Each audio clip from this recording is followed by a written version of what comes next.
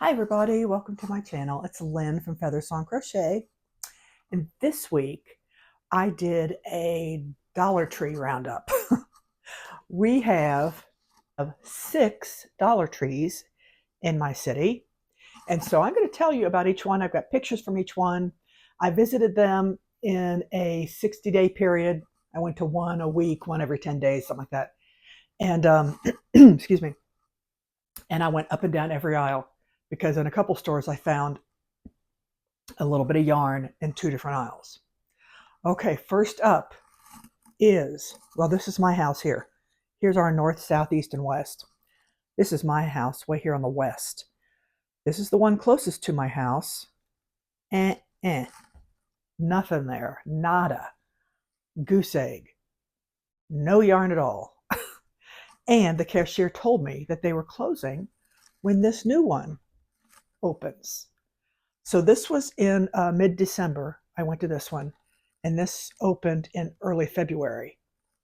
And we went there last week. We'll get to that one later. So the one nearest my house, no good. Okay. The next one I went to was the north one, the northeast corner one. That one also had very little yarn. Very little. As you can see, they had one box of something and another box with looked like somebody had made a headband and stuck it in the box, and the box said waste on it or trash or something. I'm like, what in the world? I was so confused. Now I've heard from other crocheters that sometimes they do have a little bit more yarn there, but I was not happy with that. So the next week I went to the southeast Dollar Tree, and I'll put some pictures of that. Now they had, don't cross that off. I was impressed with their how many containers they had. They had a bunch of organizational container systems, so that was good. So that was kind of interesting. So I might go back there to get any kind of baskets and different kinds of containers, storage containers. Okay, the next one I went to was this one. This one is called the Super Dollar Tree. It's kind of in the middle of town. Now, the bad thing about this one is, even though they had yarn there, that's going to be teared down. This whole shopping center, the strip mall, is torn down this year to put apartment buildings in its place. So this Super Dollar Tree is going to be gone soon. It had, as you can see by this short video, it had yarn kind of at the bottom, a few boxes, but it was kind of picked over and there was no other accessories. None of these other stores, by the way, had any crochet accessories, hooks, notions, nothing. Okay, so that was that one.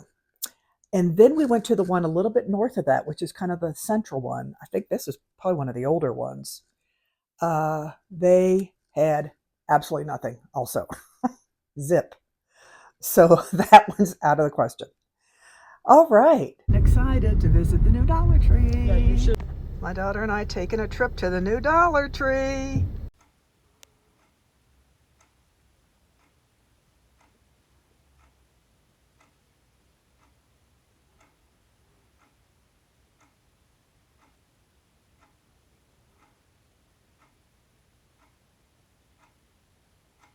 Look at this nice new Dollar Tree. It's beautiful in here.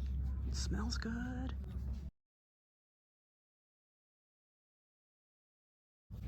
All right, the last short thing I want to mention is about arthritis in your thumb. I struggle with this. When I get my nails done, the lady twists my thumb and I kind of cringe. So I know I have some arthritis there. Most people have it down here in the CMC joint down here. I have mine more in my first joint. It's called the IP joint.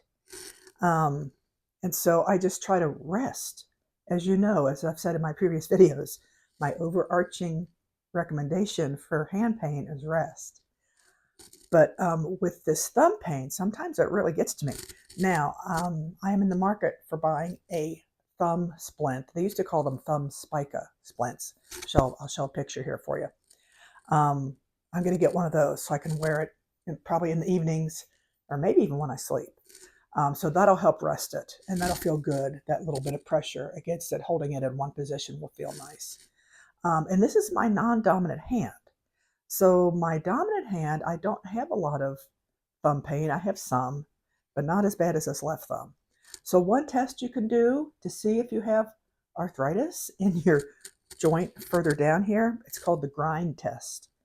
You take hold of your thumb, and you kind of push it against your wrist, towards your wrist, and kind of grind it a little bit. And if you feel or hear a grinding noise, if it catches, if there's pain, then yes, you probably do have arthritis in your thumb. You can get arthritis anywhere.